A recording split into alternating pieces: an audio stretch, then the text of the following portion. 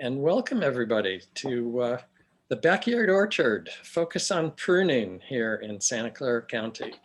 So let's get started.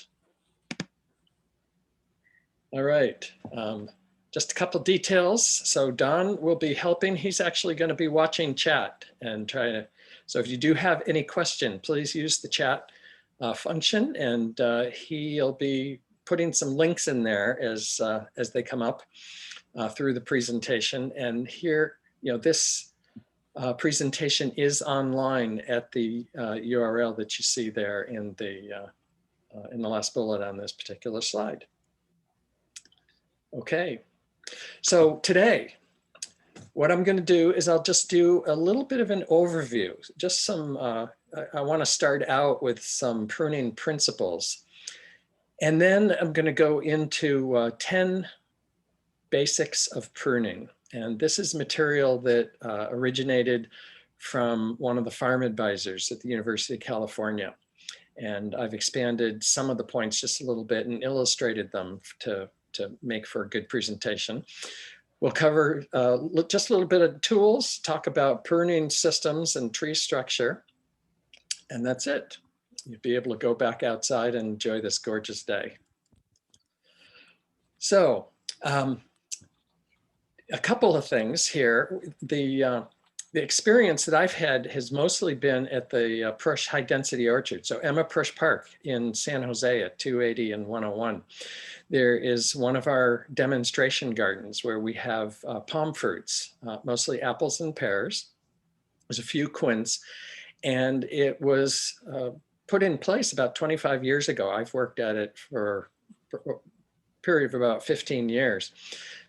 Pruning trees to keep them small, given that most of our backyards are small and we don't have room for a 20-foot high fruit tree, nor the ability to eat that much fruit. So this is available for people to just go and look at. This particular garden doesn't even have a fence around it anymore. You can see a fence in one of the pictures. And it gives you an idea of what trees could look like and how pruning to keep small makes the trees look. The other thing that I want to talk about is that we've got a garden that's a few years old at Marshall Cottle Park, and there's brand new orchard. And Don is actually the guy who has designed it, is leading the effort. I help work at it, and we got a lot of different trees down there. As you see in the photo at the bottom and the left, they're fairly small right now. The initial planting is being done over a period of a few years, and I think the initial planting is scheduled to be completed next year. And it's kind of neat because Don has designed the varieties to have fruit year-round, which is a really nice thing that we can do here in Santa Clara Valley. So, we got, this particular garden is fenced in, and visitors aren't allowed right now because of the COVID restrictions. But at some point in time, not only will you be able to come down and take a look at it, but we'll probably even do some events out in the orchard. Okay, with that said, stepping back, orchard considerations. So the California Backyard Orchard, at the link shown on the bottom of this slide, homeorchard.ucnr.edu, is a great resource for all types of orchard considerations, from, where do you place your tree and how do you select them and how do you plant them? And you see the whole list there. I won't read everything. The focus today is on the pruning. I'm not going to be covering a lot of these other things. So just know that there is a resource out there online that you can go to for all of these other things. So one other slide here, just with some, background tips. On our website, we actually have this fruit tree and vine care calendar. So it shows you some of the standard kinds of things that you might do with your fruit trees during the course of the year. Some of the sprays, even though it says you would spray in this time frame, our recommendation is, well, spray if you have the problem. during that time frame, not necessarily spray regardless. And then, Don, a couple of weeks ago, I think, did a fabulous presentation on getting fruit trees off to a good start using, his past experience and the experience of the Marshall Cottle demonstration garden. And that video is online at our website at the link that you see right here. So if you're interested in some other aspects than pruning, you might want to go and check that out. Okay, so let's dive into it.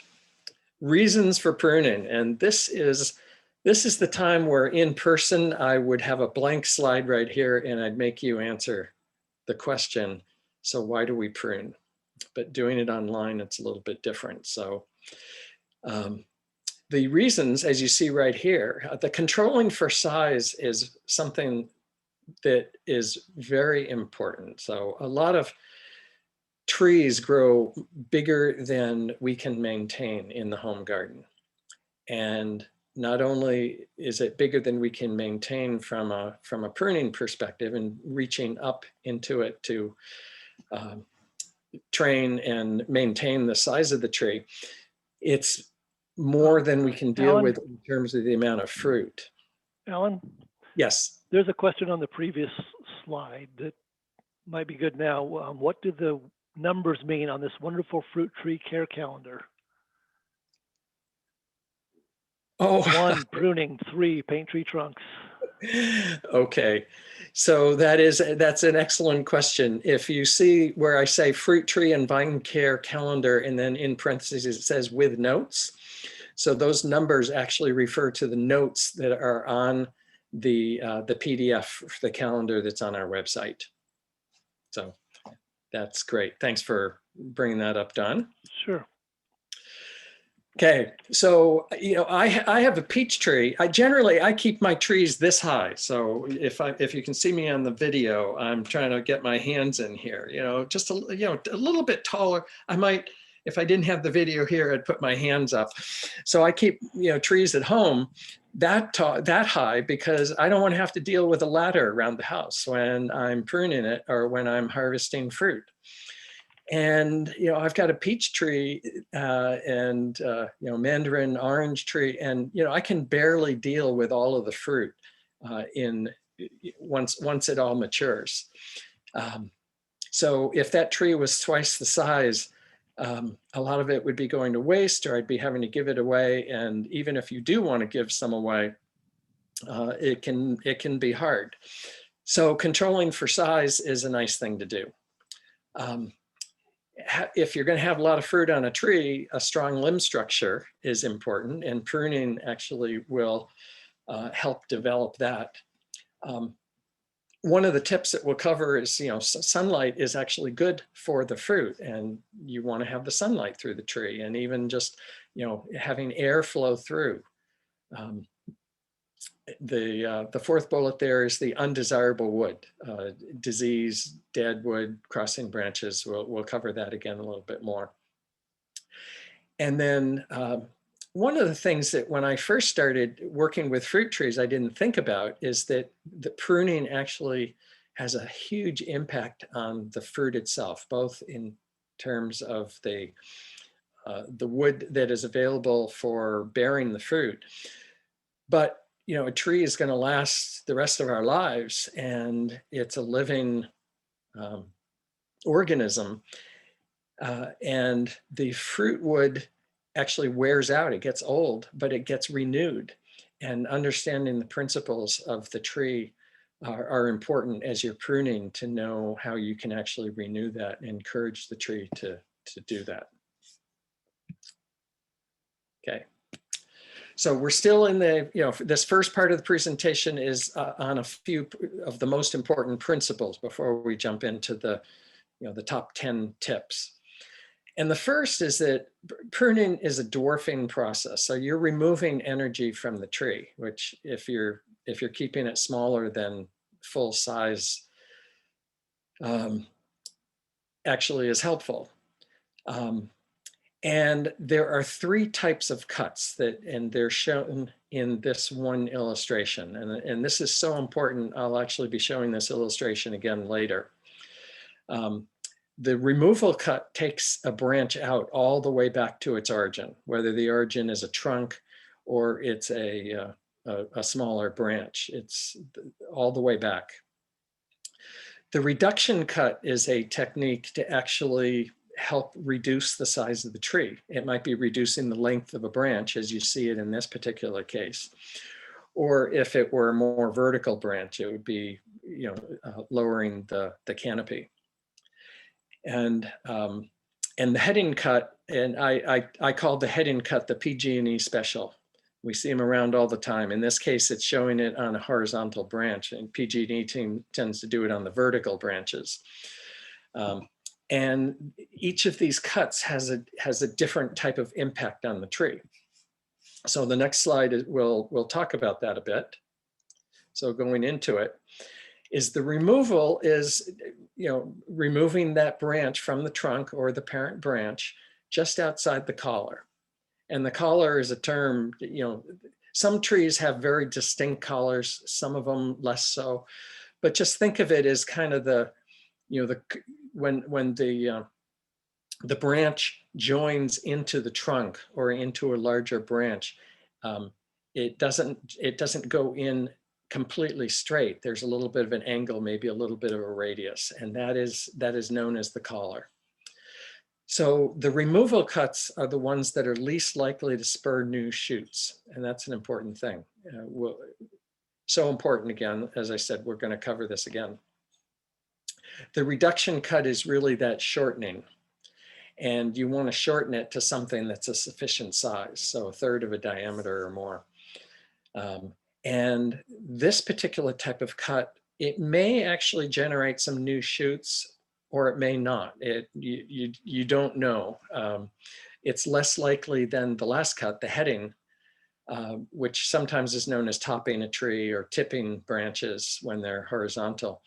And that's shortening the branch without regard to the lateral branches. So just cutting it off. And that will almost always spur the growth of buds in the area of your cut. It's something that's very important to know because, and one of the previous slides talked about renewing fruitwood. When you want actually new branches on a tree, cutting it using heading or leaving a stub sometimes, even on a removal cut, is what you would do to actually generate growth out of those buds. Okay. All right. The impact of pruning cuts on new sprouts. So this is something that you should just internalize. I mentioned that the heading cut shown here on the right with the before and after, when you just cut the branches off, it spurs the growth of the new shoots right around that around those cuts. So you can see the before and after on the right hand side. It's not really a particularly attractive looking bush in this particular case, but a lot of times you really don't want this kind of growth on the tree because you're going to have to cut a lot of those shoots back. Versus the removal and the reduction cut shown on the left. Again, they're not guaranteed to not generate any new shoots, but they're much less likely. And so what you see is what you get is much more likely with the removal and reduction versus the heading. You don't really know what it's going to look like or where, which buds are going to grow until you wait a little bit of time and see it. All right. I think this is the last slide on the pruning basics. So if you are new to pruning and, as a homeowner, it takes a long time to get a lot of experience with pruning because, even if you have a bunch of fruit trees, you only have to prune them a lot of times once a year. And by the time the next year comes around, a lot of us tend to forget well, how did I prune it last year? And so there's a tendency to not prune too much. And you know, I've been to presentations where the presenter said, you know, if you're worried about taking off too much of a branch, then don't take off less, because you can always go back and do more.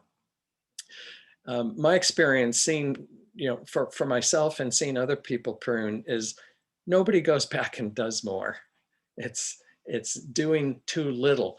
And then what you find is come June and July is you look at all the leaves and all the new growth and you think, you know, I should have pruned more in the winter. So this is a real tough one. And my guess is that you're not really going to be able to do it. It's because it's hard to start being aggressive on the trees. But at least think about it as you get your own experience at home. And then this last bullet here, pruning combining both art and science.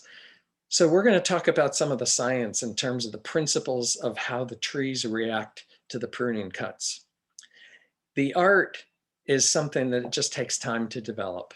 You know, when you see an experienced pruner on a tree, sometimes, you know, your jaw may drop saying, oh my God, I could never prune that much off with without looking at the tree for a long time.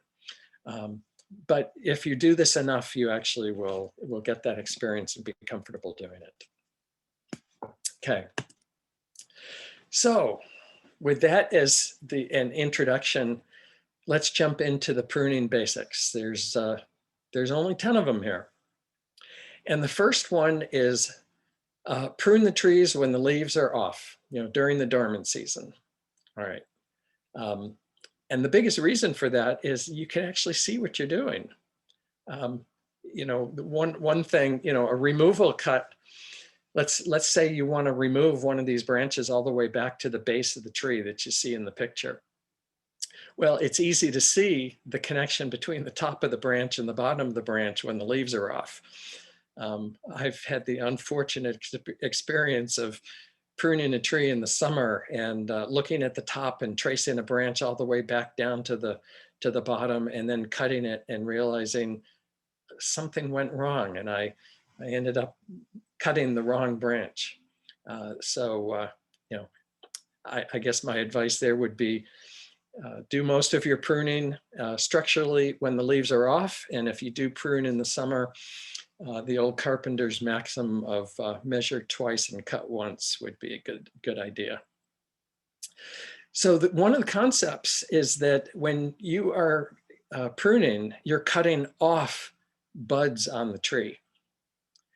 And those buds would normally have generated new growth in the spring, but now those buds are no longer on the tree. So that means the remaining buds are going to be able to take the energy up from the roots and what's stored in the remaining branches and grow. And so it's in the winter, it's an invigorating type of cut where the ones that are left over are going to grow more because you've been cutting off other ones.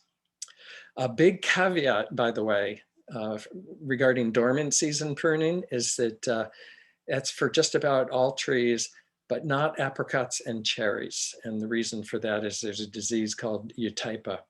And the recommendation for those trees is doing that in late summer, probably late August.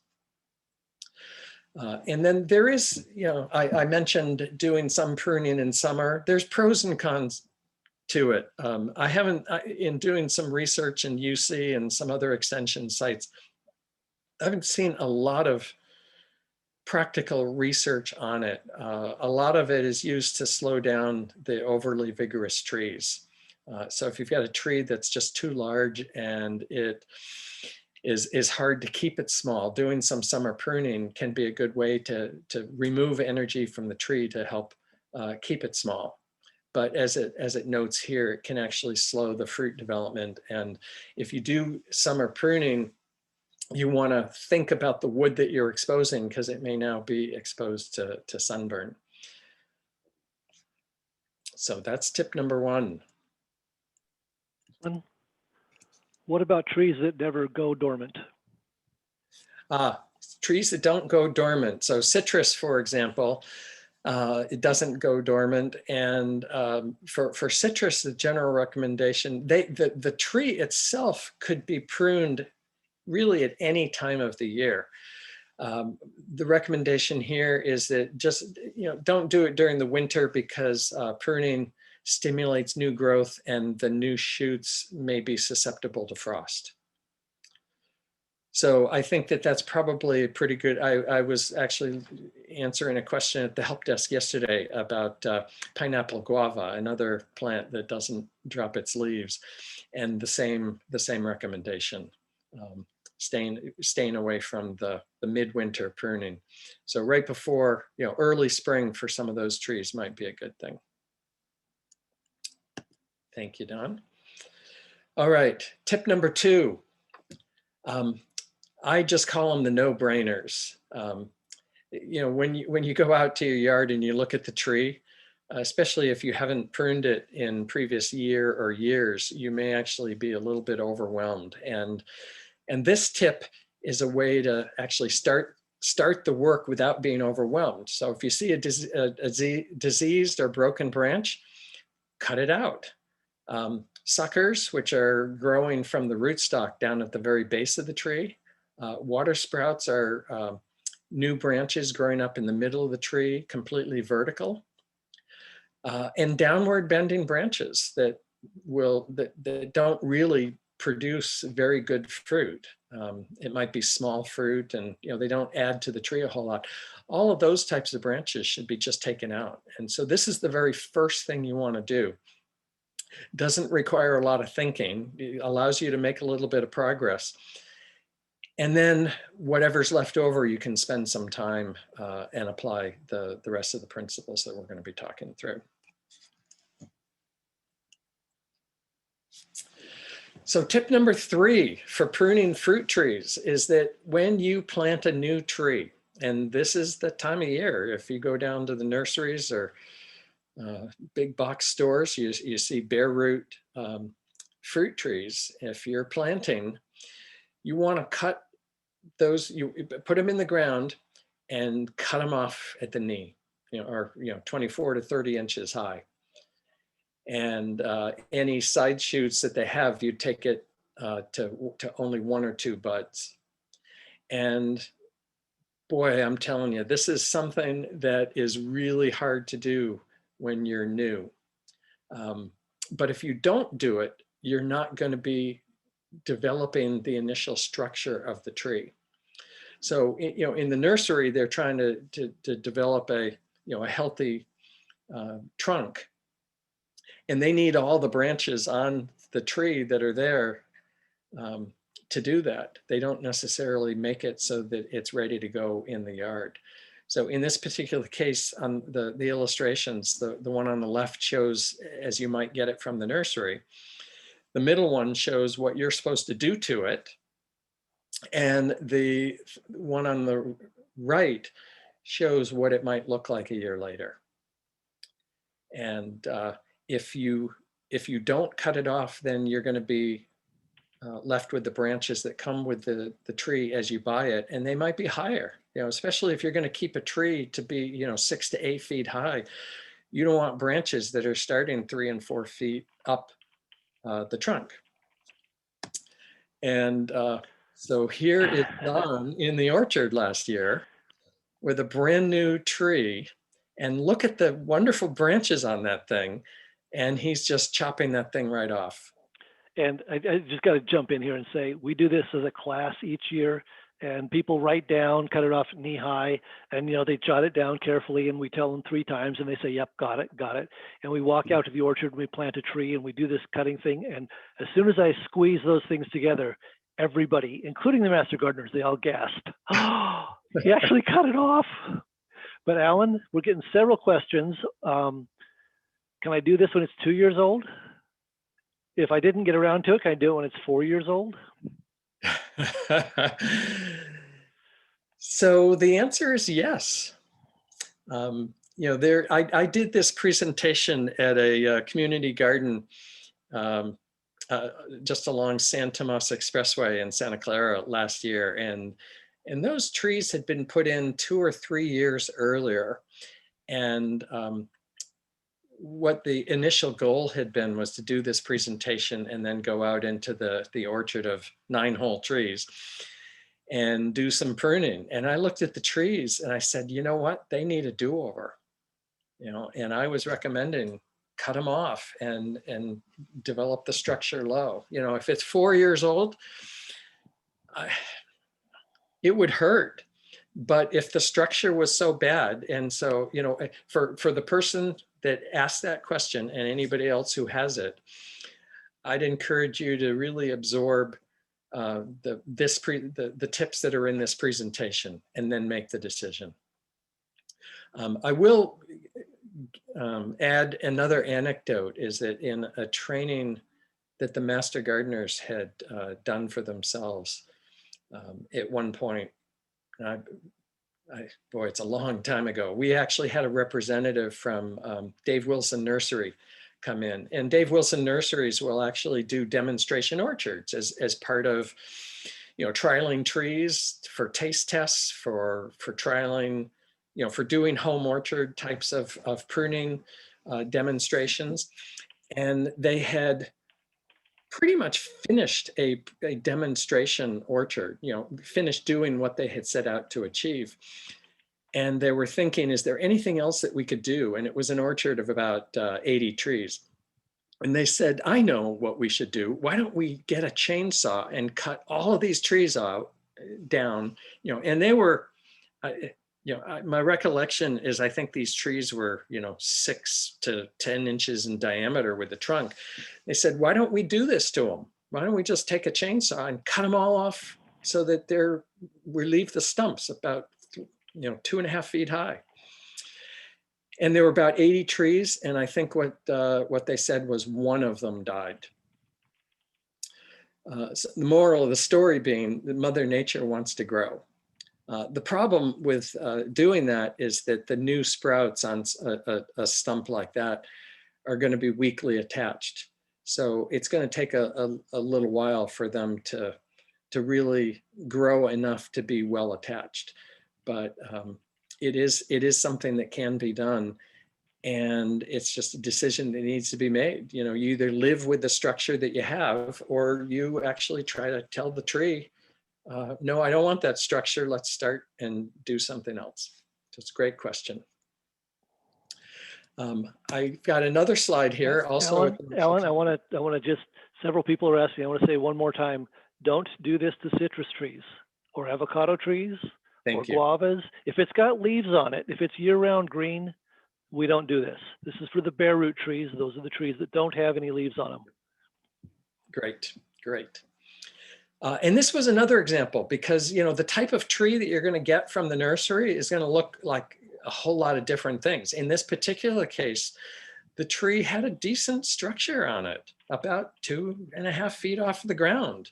But the branches that were coming out were pretty long. So you see we're making cuts on it that are taking it back to that, you know, 1 or 2 buds. So this is showing it where we're going to make the cuts. And then this next slide is showing what it looked like afterwards. So still pretty drastic. But in this particular case, we just felt that the branch structure was good enough that we didn't want to cut underneath that. The only potential downside of the particular structure that we see on this tree is that the branches are all really coming out at the same point on the trunk. And ideally, you'd have the main structural branches coming out with a little bit more separation. But you know, Mother Nature does what she wants, and it's very difficult to program which buds are going to be growing. And in this particular case, this just looked like the best thing to do. I got to jump in with one more that is scary, and I don't think I did it right in my presentation. We do not do this to true dwarf fruit trees. Okay, so you'll know your true dwarf tree because it's got lots of branches and they're nubby and it's already short and it's going to say true dwarf. If you cut that off below all the branches, you get rid of all of the dwarf. You basically have wiped out your dwarf tree. Right? If you were to cut this tree, if this tree was a true dwarf and you cut it at the orange wrapper around it.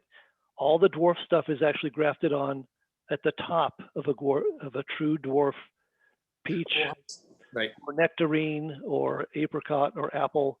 If it's true dwarf, these branches you see on this picture will actually have a lot more knobs on them. They'll actually probably have branches on branches. It looks very different. It's going to be much shorter. Don't cut that off below all those branches. A true dwarf tree is grafted different, and you can't do this cutoff thing to it. Well, and what I would comment on that, saying that it really has less to do with whether it's a dwarf tree or not, as much as it is don't cut below the graft union. Right. And so the graft union, and unfortunately, the system that I'm using in presentation mode, I can't do a cursor on this thing. Will it actually allow me to draw? I'm wondering. I select the, no, I can't, it might actually allow me to draw on here, but I can't actually, oh, there, hey, look at that. I just drew a circle around the graft union. Well, not really a circle. I just drew squiggly lines around the graft union. And so the graft union are just really obvious on some trees. On a lot of new trees, they're very obvious. Sometimes they're less obvious, and it takes a little bit of looking. Get somebody else to take a look, but you can see a faint line on it. And what Don is talking about is on the true hybrids that we had gotten. The graft junction was just higher. Oh, it wasn't up that high. All right.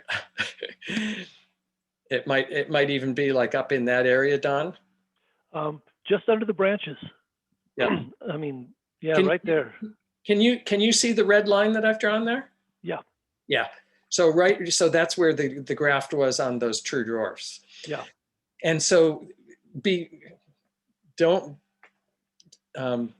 ever cut below the graft, because you'll be ruining the purpose of the tree.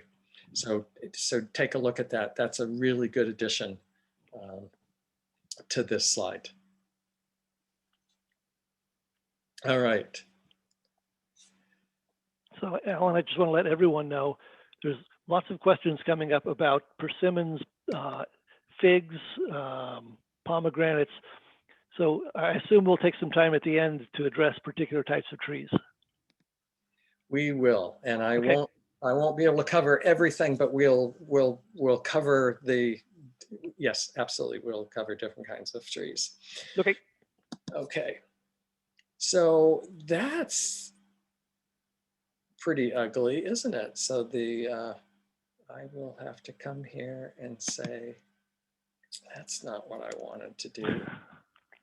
I want to,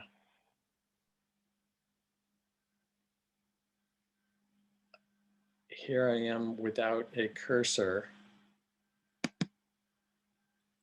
Clear all drawings. There we go. Now I can advance and be less embarrassed. Okay, so that was tip number 3. We're on to number 4. And young trees in general should be pruned pretty heavily. And pruning, remember how I mentioned how pruning is removing buds and it's invigorating the remaining buds. So you're actually encouraging the tree to grow rapidly in a targeted way by pruning heavily. And that's what you want to do in the first 3 years. And as it says here, without much fruit, this is also a hard thing to do, because you plant a fruit tree and you want the fruit, but the recommendation is take the fruit off in the first 3 years, or take most of the fruit off. And you want to leave small horizontal branches because you're going to get fruiting more on the horizontal than vertical. We'll talk about that a little bit more. And the last bullet on this slide is a little bit counterintuitive, is that if you've got a tree that's just growing really well, you don't have to prune it back to encourage growth because it is growing well. You prune it a little bit to direct the growth and control it and manage the structure. But if it's not growing that fast, cutting it more will actually help it in the long term. And that kind of blew my mind thinking about that initially. So, take that in, process it, and think about it. But in general, the young trees get a lot of pruning in the first few years because you're shaping it and getting it ready for harvesting fruit beyond that. Okay. So tip number 5, and you talked about it very briefly on the previous slide. So upright branches, vertical branches are generally vegetative, meaning that's where they're going to have leaves and not fruit. And they're generally pretty vigorous too, because these things just reach for the sky. And horizontal branches generally don't grow quite as fast, but they're more fruitful. So you want to have more of that. And this good combination of the two is really necessary. One of the reasons that it's necessary is that, if you had a horizontal branch and it had a lot of fruit on it, by the end of the season, I can guarantee you it will no longer be horizontal. That fruit is going to weigh it down. And after you take the fruit off, it's going to bounce back up, but it might not bounce all the way back up. So, that's why branches bent to 45 or 60 degree, has a good balance, because, you're making it so it's not completely vertical. So the trees are kind of triggered to say, yep, this is a good place to grow fruit. And over the years, as you get heavy crop loads, they might actually droop down a little bit more, but not so far that they're less than horizontal, which would not be a good thing. And you can manage this simply by pruning, branches that don't do this. In some cases, so pruning to an outside bud may generate a shoot going in the direction that you want. But what we found on most of the trees that we've been growing is that, it really helps to actually manage the angle of the branches, either using the spreaders or actually tying them down, or just putting a weight on the branches. At the high density orchard, the picture on the right here that shows the twine actually bending the branches down. Some of those bends, by the way, are really severe. And the reason for that is that we were tying them down farther than we wanted the branch to be, so that after 2-3 weeks, whatever it was, we could take the twine off and the branch would pop back up, but not all the way back up. Because at Emma-Prush Park, it's public and there's a picnic area right there, and kids would be running through. We'd tie it down, and then we'd find that the tie downs got all screwed up. So we ended up starting to use medical tape, that you might wrap around your arm after after a blood donation, for example, and tie rocks on the branches. And we found that did the trick. That wouldn't disappear. So there's all different kinds of things you can do, but think about the 45 to 60 degree angle on these branches and how you're actually going to encourage the tree to grow that way. That's tip number 5. Where do you get a spreader? So if you go online and you actually search for them, you can find them. Some people actually make spreaders simply by taking branches that they've cut off and notching the ends and sticking it in here. In this particular case, I'm not a big fan of the one the picture that's shown on the left, because it's got like nails stuck out of the ends. The good news is that keeps it in place pretty well. The bad news is that it actually puts a hole into the tree. So I've actually seen another experienced grower take like 3 branches that, or 3 pieces of 3 branches that had been pruned out of the tree and braid them to create a spreader that he would then place in the tree. So a little bit, I never really got the hang of that. So I prefer the tie downs and the weights because they're nice and easy to do. Okay, number 6.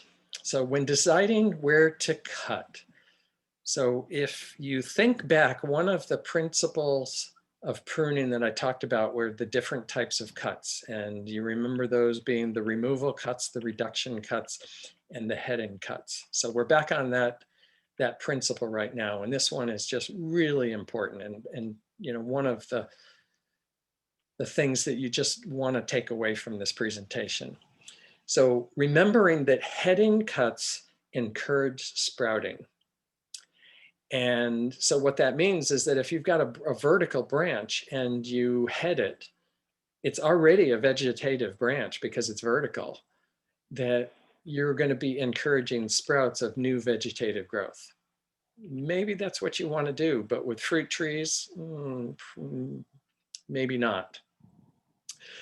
Versus tipping a horizontal branch, if it's time to generate new fruit wood, yeah, that makes sense doing a head-in cut on a more horizontal branch. And in fact, if you had an older tree where the branch had kind of gotten old and maybe even some sunburn, and maybe over the years it had a fruit load and it was starting to bend down even further than you want, then you could head that branch and spur some new growth and have a new horizontal, train the horizontal branch at that location. The removal and the reduction cuts are really used for reducing the height of the canopy and opening the tree to more light. So the vertical branches, instead of topping a vertical branch, which is encouraging vegetative growth, you would follow it all the way back down to the trunk or the main branch and remove it. And now you're opening the tree up to more light and more air. And on the horizontal branches, you might want to think twice before removing a horizontal branch all the way back to the trunk, because that's where the fruit is generated. So that's something where you might do the reduction cut instead of the removal cut. But just thinking about that. And I mean, at the high density orchard, we'd had apple trees where the branches were almost horizontal, not quite. And there'd be so much fruit on them by the end of the season, the fruiting season, they were bending down so far that we actually did have some breakage. And another time we had one where it actually was bending all the way down to the ground. So reducing cuts can actually help reduce the fruit load and manage it. So that's something to think about. Okay, so that was tip number 6. And we come here into tip number 7, and here's where I get a little bit tricky, because you see I'm on tip number 7A, so you know what's going to come after that. So this particular tip is about the cut location and where the new growth occurs. So you know that making a head-in cut anyway will generate lots of new sprouts. The question is, where will those sprouts start growing?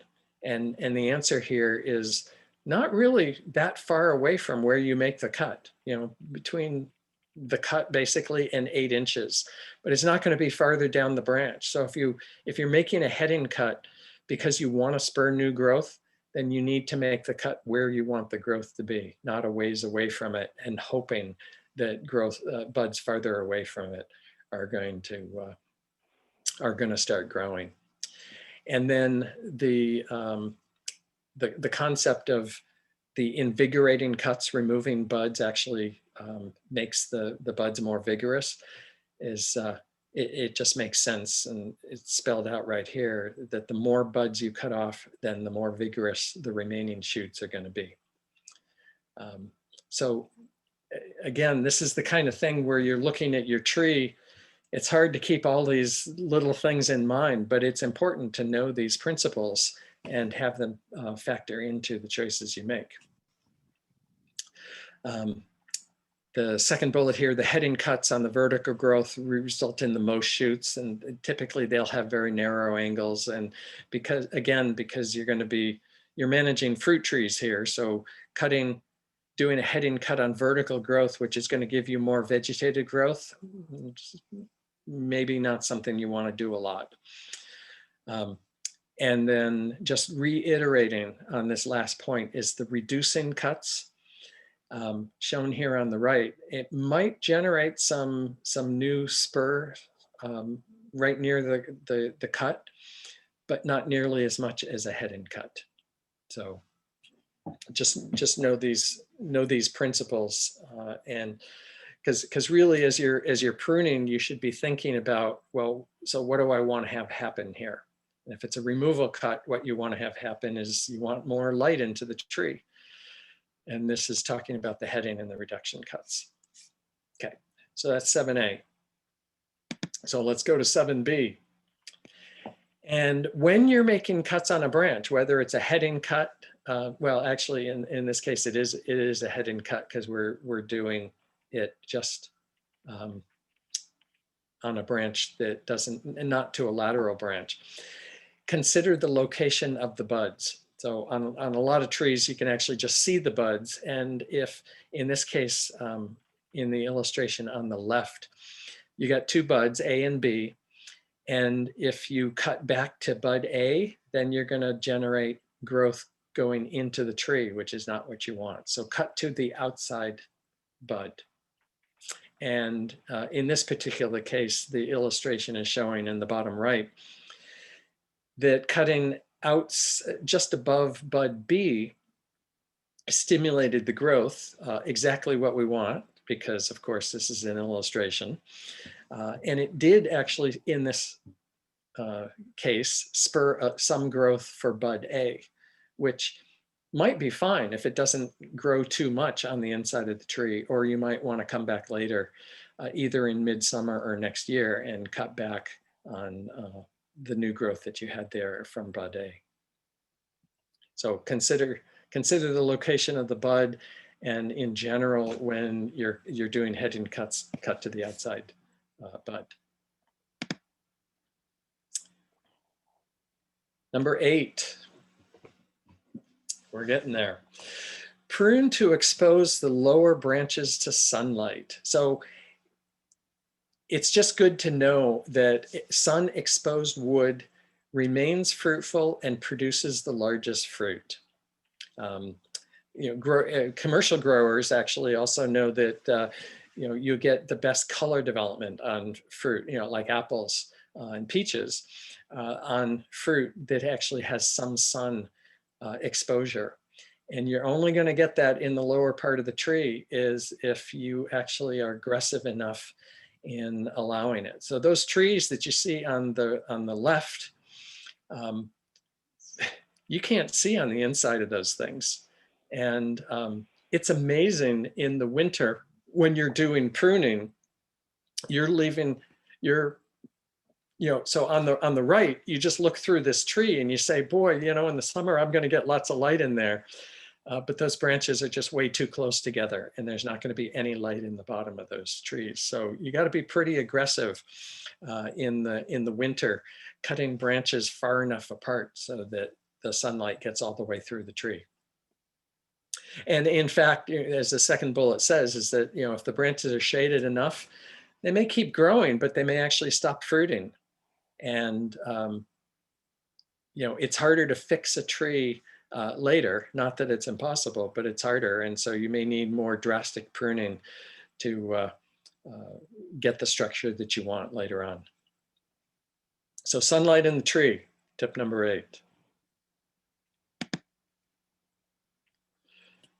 Tip number 9A.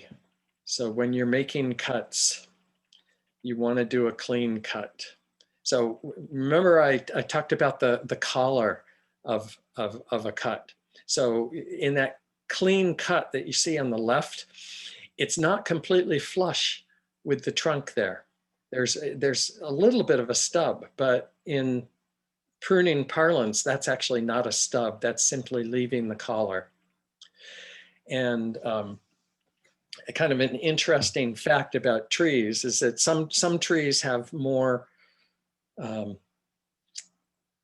more distinct collar than other trees, number one. And number two is that collar itself actually has some protection in it, so that, you know, when you're making that cut, you're opening up the tree with a wound, and you're exposing basically the inside of the tree to the elements.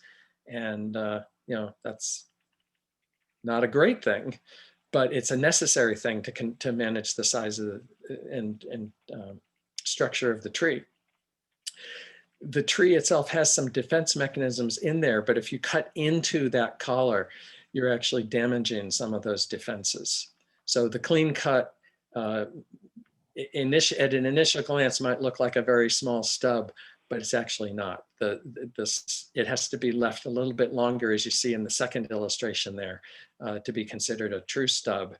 And if you cut it right up against the trunk there, it's the flush cut that you see in the third image.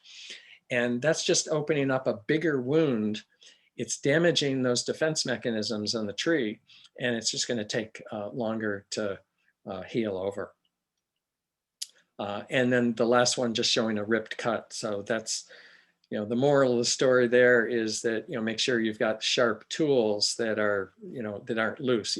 I think a lot of people have actually tried to cut paper with scissors that were kind of loose, and it just doesn't cut very well. And the same thing could be true with pruning shears. If they're not tightened and sharpened, you may get that ripped cut where you're making you know, more damage than you really should. And to all who are asking, we will talk about tools in just a moment.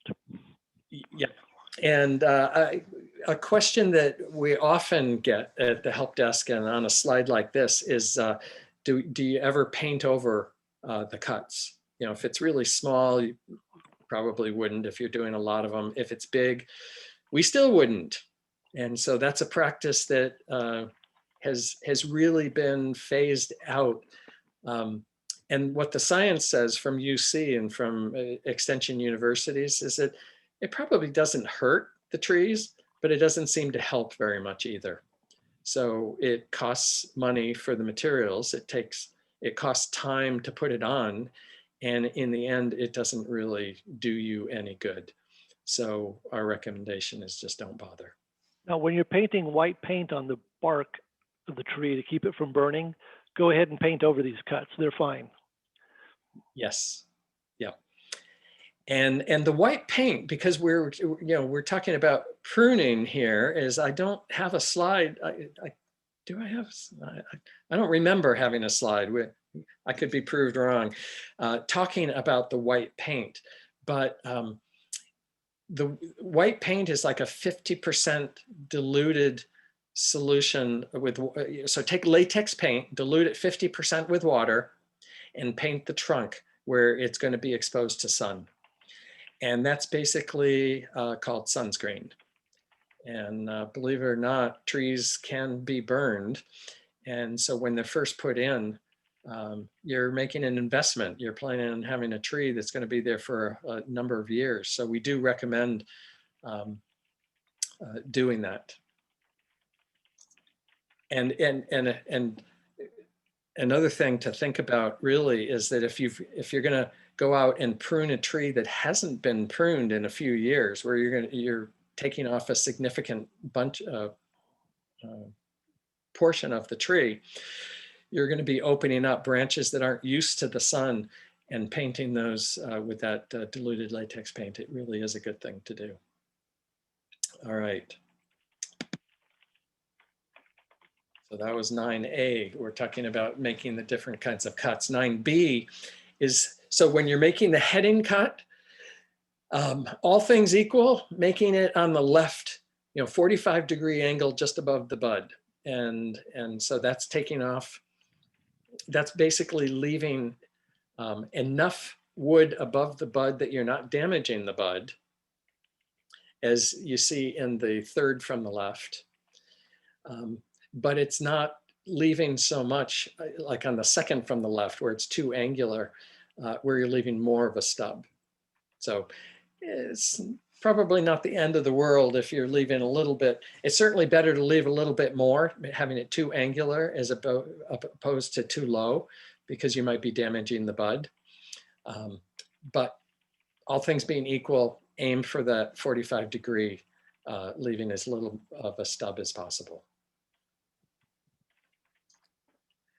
Okay. And we even get a 9C here. So with small branches for your pruning shears, you can just go in and cut them one shot and you're done. But if it's bigger, and even though the illustration, the branch doesn't look that significantly big, when you're doing the big branches, we recommend the 3-cut method, where the first cut is doing it from the bottom, out away from the trunk in this case. Then you make the second cut to take that branch completely off, and that leaves you with a stub. And then you make your final cut. And the reason you do this is that when you're making your final cut is you don't have a big branch dangling off of it. And you don't have to worry so much about a heavy branch then ripping the bark down off of the tree from that final cut. So it's a handy thing, and anything that's big enough that it requires a saw, you want to think about doing this, the 3 cuts. So that's 9C. 9D, I told you we'd see this illustration again. And in this particular case, we're focusing on the reduction cut, right there in the middle. And it's a reduction cut because you've got that branch going off to the right, and let's say it actually continues out there. The illustration actually shows it being a stub already, but before you go out there, that's going to be continuing out. And you make the reduction cut to direct the growth of the branch into that one that's going up at a little bit larger angle. And you want that branch to be about a third of a size or more of the diameter of the branch that it's emanating from. Now, if it's smaller than that, it may actually be considered a heading cut, or in that if the branch is too small to redirect, to take all of the energy that's coming from that main branch, then it's going to likely stimulate additional buds. So it doesn't necessarily mean that you really should never, let's say you had a branch that was a little bit smaller than 1/3 the diameter, but it was exactly where you wanted it to grow. I'd still encourage you to do the reduction cut. Just know that you might actually be spurring additional buds sprouting in that area. And you could take care of those in the next pruning cycle or even in the summer. But that 1/3 is the kind of the rule of thumb if you want to increase your chances of not having additional buds growing and acting as a heading cut. Hope that makes sense. Okay, number 10. So this is where we talk about different types of fruit. And I don't cover them all here. The real recommendation here is know your plant. And so if it's starting off with peach and nectarine and blueberry, knowing that they actually bear their fruit on last year's shoots is really important, because if you were pruning and you took out too much of last year's shoots, then you're actually going to reduce the amount of fruit that you're going to get. Versus cherries, apples, pears, and plums that bear fruit on spurs. If you remove the spurs, you're not going to get the fruit. Now, I actually have a couple pictures on apple to demonstrate that, and on down the list. So, the apricots and pluots, having, short spurs on 2-year-old wood. Some of them may be on 1-year-old wood, and, figs actually producing fruit on 1-year-old wood. Et cetera, et cetera. So really what I recommend is that if you don't just remember what the growth pattern is for your plant, then before you prune it, spend a little bit of time online and find out. And I still go and refresh my memory on this, because as commercial growers learn this thing and they learn it really well. But for those of us that are pruning fewer trees and much less often, it's hard to keep this stuff in mind all the time. So it's pretty important to know how the tree is producing fruit and where it is in how you manage it. Okay. How do you find out? Where do you look it up? So why don't we hold that question? Okay. Because it's such a good question. Great minds must be done, because I added a slide that will address that directly. Don't let me, well, I can't forget it because I put it in there. Okay. Okay. All right. So sometimes it just takes experience. These are pictures of apple branches, and the bud that you see on the left is a leaf bud, and the bud that you see on the right is a fruiting spur. And I don't know that I would have just known this. I mean, the fact is on apple, if it's sticking out a little bit, if it looks like a little twig coming off of the branch, then it's much more likely to be a fruiting spur. But this is something that you can get pictures online. But observe your tree. We're going to be getting to the point where our fruit trees, the dormant ones, are going to be blooming, and I'd encourage everyone to be looking at their tree and see where the buds are coming from, because that's where the fruit is going to be. And maybe even keep a journal and make some notes. For apple, this is showing fruit spurs that are a little bit older. So on apple trees, fruit spurs can live and produce for 10 to 12 years. They do eventually get old and stop producing. So even a fruit spur may need to be removed at some point. But in general, I'd look at these and say, you don't want to cut those twigs off of the tree, because if you do, it's going to take a while to regenerate and get fruit. So, observing your tree, doing some online research, the combination is going to help you know how to prune, any kind of tree that you have. So, apricot, cherry, and plum spurs are similar in concept, but they look very different. They're not as twiggy as an apple tree, so just watching the tree and really seeing where those blossoms are coming will let you know where you can be pruning and where you shouldn't. Well, there's no reason to not cut off flowers. You just don't want to cut off too many and not have any fruit. Okay. So tools. really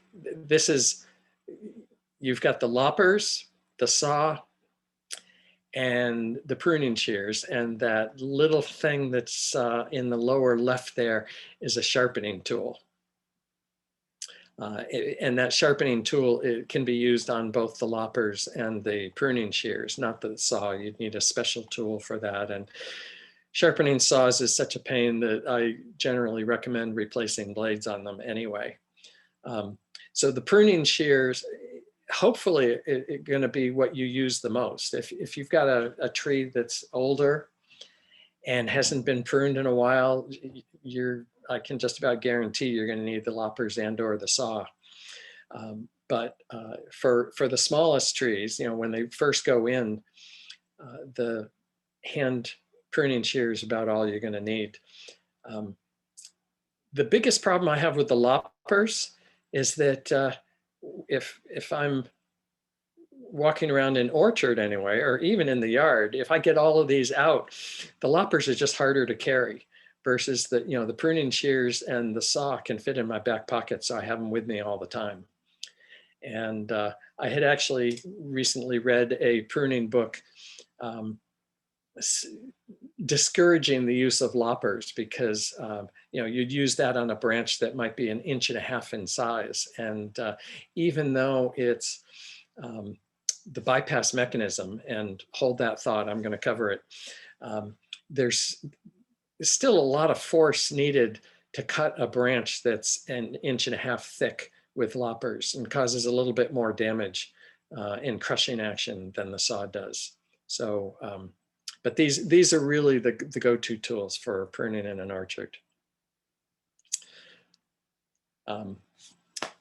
In terms of, if you're going to go out and, buy any of these, certainly good tools don't guarantee success, but a good tool is going to last a lifetime. And, unfortunately, I would say, as with most everything, price is usually a general reflection of quality. So not always, so buyer beware, but, a decent expense for a tool is something that, think of it as a lifetime purchase. On ladders, if you don't, I mentioned early on that I like cutting trees, so I don't need a ladder. But if you have a tree that needs a ladder, or you just want to grow one that's a little bit higher, the university has some cautions for you, just saying that an orchard ladder, which is a tripod, is the only one considered acceptably safe out in the garden, because the home ladder, typical step ladder with the 4 legs, is just really unstable. So keep in mind. And then I talked about the bypass pruners, making like scissor cuts. So with the hand pruners, even the lopping shears, you can have bypass or anvil types. And the anvil on the right has a blade that's sharpened on both sides that cuts down onto an anvil, hence its name. And it's a little bit more of a crushing action, is the downside for a live branch. On the positive side, it actually can generate a little bit more force. So it's nice for cutting up dead wood, or all the pruning. After you do your pruning, and if you want to put it into a barrel or put it out on the street and shorten it a little bit, the anvil pruner is perfect for that. But for cutting the live branches, really the bypass pruner, which has more of that scissor action, and there's a little bit less crushing action for it. So that's what we recommend. Okay, so that's it on tools. Training the tree. So I'm going to cover just a couple of different shapes in this slide and the next. And in this one, the most common and the easiest to use is an open center or a vase shape. And so this can be used on really all types of fruit and nut trees. Don, here's where you are probably thinking, but not really citrus, and that's true.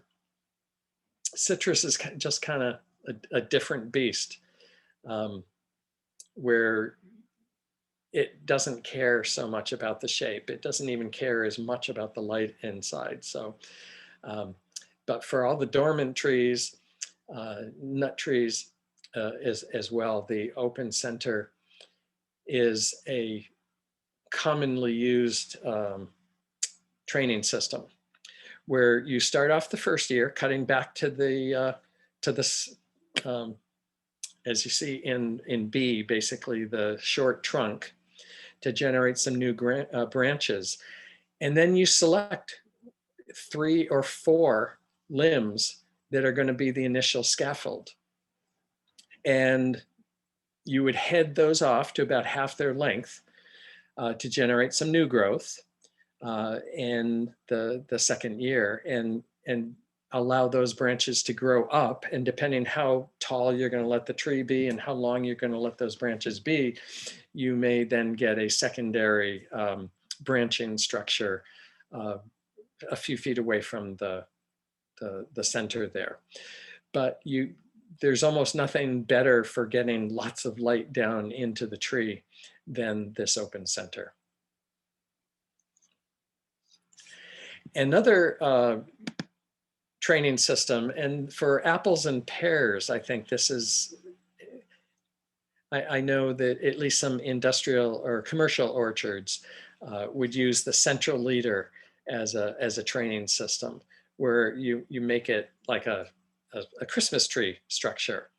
Is you're looking at having lateral branches spaced around, 3 or 4 branches in layers. These are just harder for somebody who spends less time pruning trees to actually generate, and you're a little bit at the whim of the tree and how it's going to grow. You may want 4 branches around and only 3 buds sprout, and you want them, as it shows in the bottom left, you want them spaced evenly around the tree. And of course, Mother Nature may say, well, no, I'm going to have them mostly on one side of the tree. So many of the things we're talking about here, it's a theory, and it's good to know the principles. Making it happen in reality can be difficult. But that said, if you wanted to attempt this central leader structure, probably one of the things I'd caution you the most is that you want the layers of the branches to be far enough apart, probably at least the second bullet says 2 to 3 feet apart vertically. I would bias towards the 3 feet. The more space you have, the more light you get to the lower branches. So it might be 2 feet if you actually only had 3 branches around, for example, instead of 4. But this is one that's been fairly common in the literature from UC. So I wanted to show that. That said, for the trees that I grow, I grow the open center just because it's the easiest to manage. And it's also one of the easiest ones if you're taking a bigger tree and you're retraining it, because as you cut it down and you're spurring new growth, it's much easier to direct the branches of a few limbs that are around the tree coming from down low than it is to manage that central leader where it's all or nothing. If something happens to that central leader, and for apples and pears, fire blight is a good example. It could just, in one season, you could lose the entire leader. Now you've got to regenerate that. Okay, so that's training. All right, so Don asked the question, but where would you go for the information on your tree? And I've got a whole bunch of tips here for you. The first one is the UC Home Orchard website. There's just some really nice information there that UC has put online, and it's designed for home gardeners. So have that as the first example. And then the second and third bullets here are only for people who are comfortable getting a little bit geeky when they're doing Google searches or whatever your search engine of choice is. And this is something I do at the help desk, where I'm trying to, if you have a question and I need to search on some information for it, in that second bullet, if I first and foremost, I want to go and see what does UC have to say, because that's going to be California-based information. And so I might type into the search box, how to prune figs, and then cite ucanr.edu. And the geek in me does this naturally. And for you, what that means is that it's only going to return search results that are on ucanr.edu websites. So it's pretty powerful for getting rid of a lot of the clutter in there. I know you're not going to get any commercial sites in your search results if you do that. And for me, you know, UC might not have the information I'm looking for a certain type of fruit. So then what I do is I say how to prune figs, cite .edu, and that opens it up to all education sites. And the reason I do that is that all the other, you know, University of California is an extension university, and the cooperative extensions were funded by the United States government many years ago to do agricultural research. But there's a lot of other extensions out there. And so opening it up to other educational institutions will get you information from Massachusetts and Maine and Texas and Minnesota and Oregon. But it's going to be good science-based information. And again, no commercial websites. And if you're not comfortable with some of that stuff, then don't worry about it. Just type in how to prune fig tree or whatever type of fruit it is that you're pruning, and look through the search results. But you know, buyer beware is that commercial sites are in business for a reason. So you know, we have a bias with the Master Gardeners to the science-based as much as possible. The fourth bullet here is I advocate looking for videos. Look for experienced experts that have filmed a video of pruning a tree. So before you prune your tree,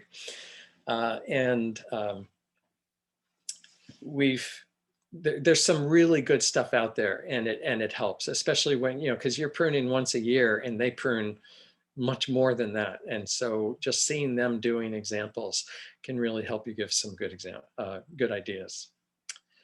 The next idea here is the Rare Fruit Growers actually have a wiki with some very nice information on fruit that is not covered in some of the searches that you'd see in the bullets up above.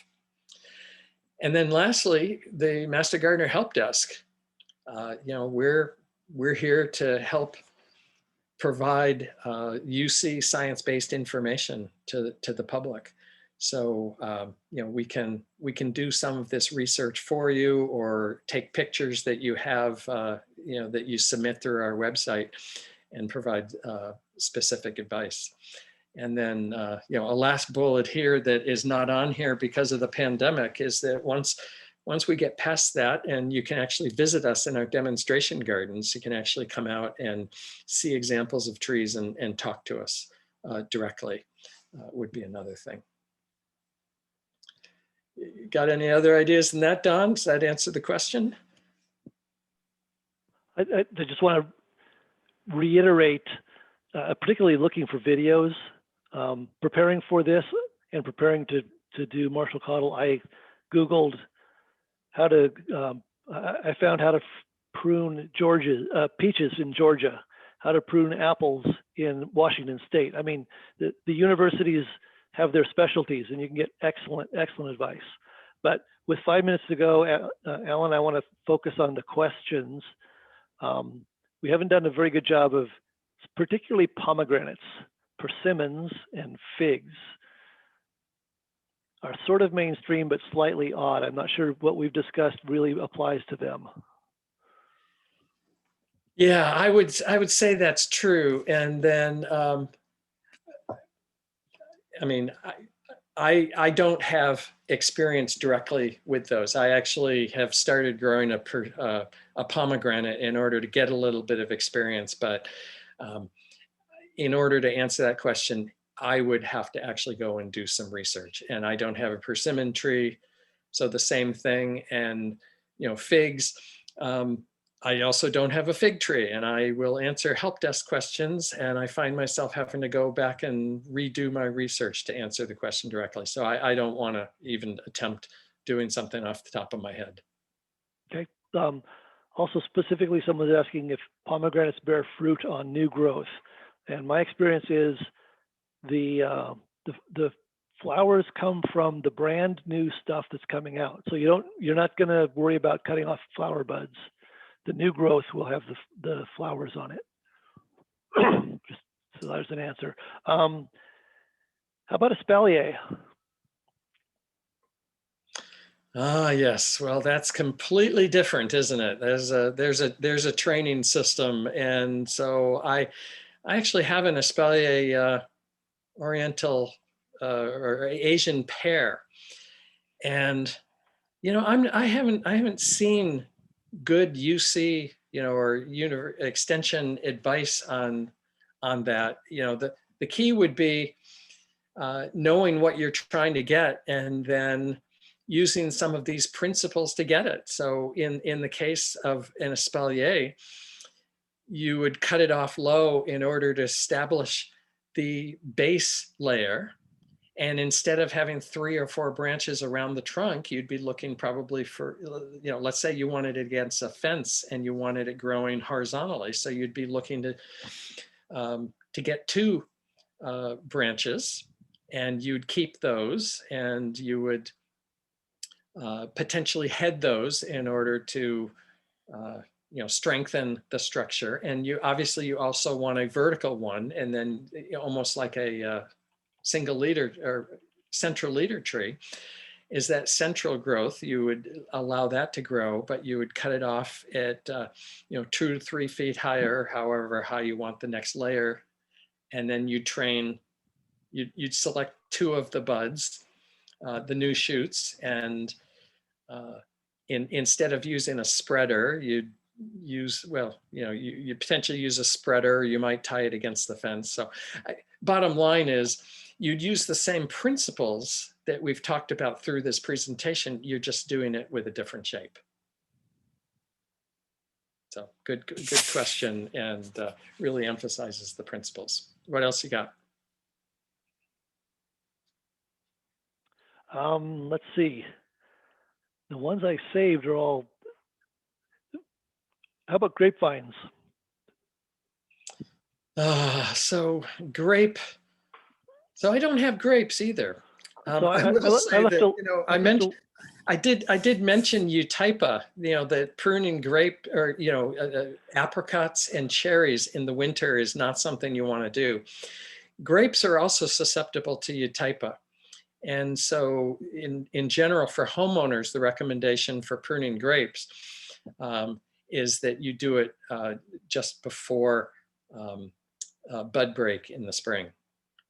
And in terms of the training systems for them, actually, let me jump to my next slide, which is the summary, because whether you're pruning grapes or persimmon or apples or anything, the basics of how the plants grow are going to be similar. If you do a heading cut, you're going to spur more shoots than if you do a removal cut. There's no substitute to practice. But then this third bullet is that doing some research and asking questions. So